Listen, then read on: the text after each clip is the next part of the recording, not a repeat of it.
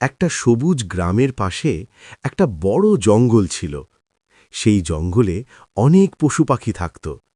সেখানে এক দ্রুত দৌড়ানো খরগোশ আর এক ধীর কচ্ছপ থাকত।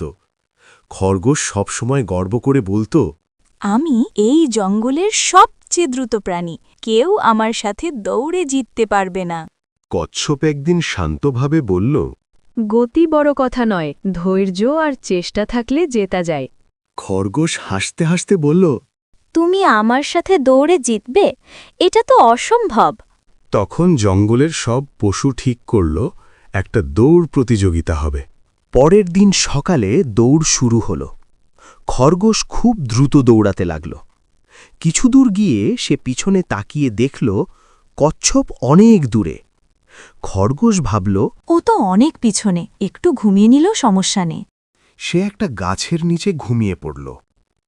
কিন্তু কচ্ছপ থামল না। ধীরে ধীরে কিন্তু একটানা হাঁটতে লাগল।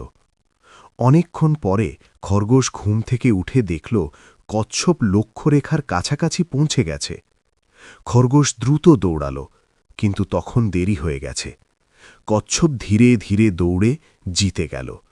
সব পশু কচ্ছপকে অভিনন্দন জানাল। খরগোশ লজ্জা পেয়ে বলল, আজ আমি বুঝলাম অহংকার করা ঠিক নয়।